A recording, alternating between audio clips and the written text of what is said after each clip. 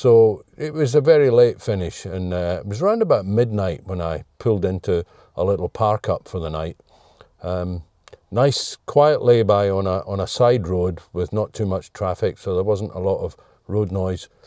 But I did get up early so that I could get back to the campsite here for 7 a.m. when they opened the barriers, so that I could get in and, shower and sort out some breakfast and things reasonably well. So I'm just sitting here waiting on my porridge, and I thought, since we got the morning, I might as well start not uploading to you yet, but uploading off of the memory cards onto my laptop, or at least the portable hard drive, so that if anything goes wrong with these memory cards, at least I've got everything that I've done so far. So today, we're off to the Old Man of Storr, and Gavin was checking the weather forecast, and he reckons by 1 p.m. it'll be raining and sunny. Raining and sunny with a chance of rainbows. So we'll see. I'm a little bit more worried about the parking and how busy it will be by that time of day. But after a late night last night, I'm glad he didn't go for the early start this morning. So just enjoying my porridge just now. Make a coffee in a minute. I've just ground the beans.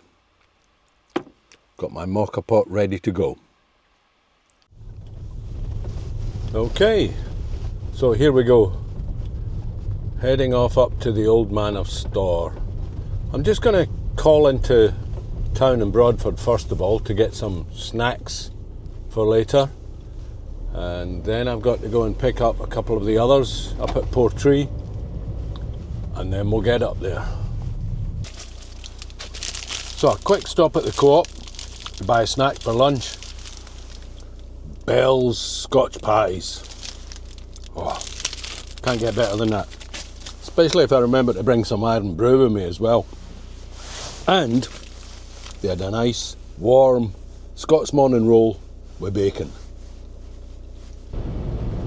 Well, it's very cloudy today, and the cloud's quite low. You can't see the tops of the hills in some places.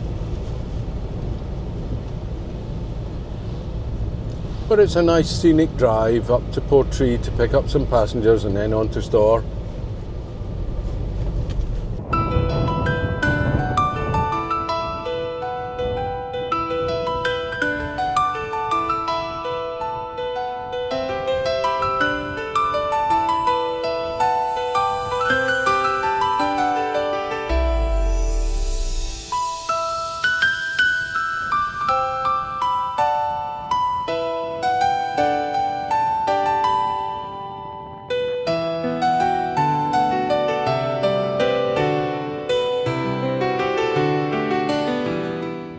Well, I've no idea if you can hear me over this wind noise. It is incredibly windy. Went up the easy path, and where the two paths join, I'll show you that in a second. Stopped there for a quick drink of water and then carried on. But this section is just killing my legs. I just checked OS Maps and we're at 400 metres above sea level, and since the car park is pretty much at sea level, it's quite a climb, and we've done that in 40 minutes. So I suppose that's not too bad. 40 minutes, 400 metres of climb. So that's what, 10 metres a minute, roughly? Anyway, let me spin you around and show you this last section that I'm having to stop for a rest because of.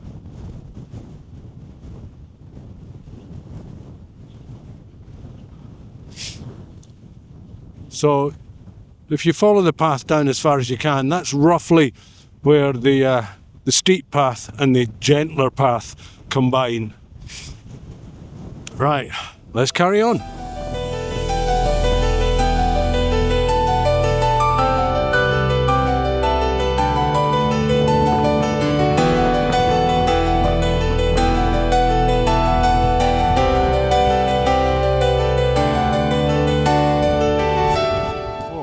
It is so windy up here, but it's gorgeous, and the light just keeps coming and going.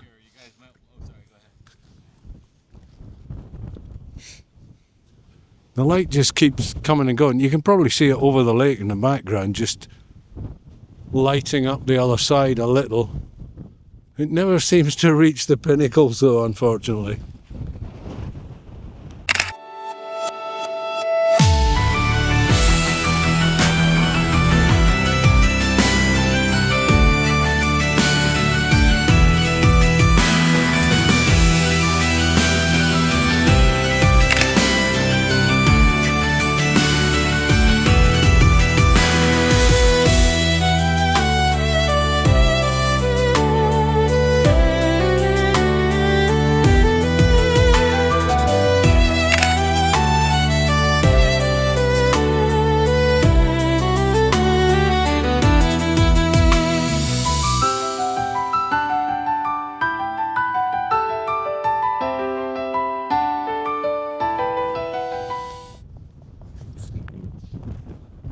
Okay, so I was up there taking photos, and I was going to head down and get a bit of shelter and maybe have something to eat, when I spotted that from halfway up the hill opposite, you actually get some really good separation between the needle and the old man.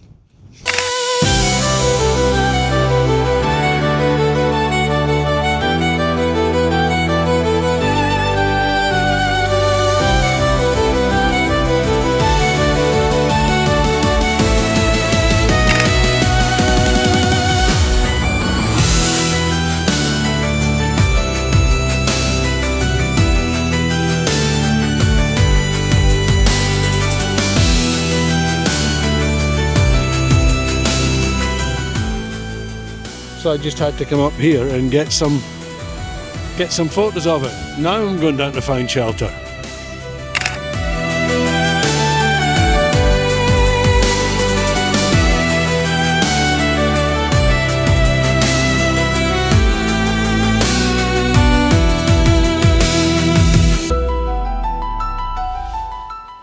Well, that was a hike and a half.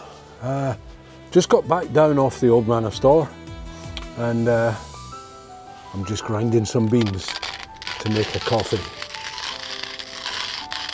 So, beans are ground, they're in the mocha pot, it's on the burner. So while I'm waiting for my coffee, Old Man of Storr. It's a spectacular place, there's no doubt about it.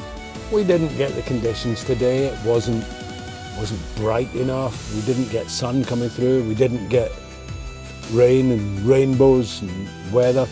Still, it's lovely, and it's quite a hike.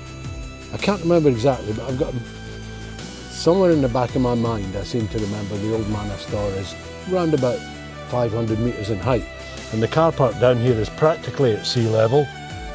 So and of course the path doesn't just go up, it goes up, then down, then up, then down, then up.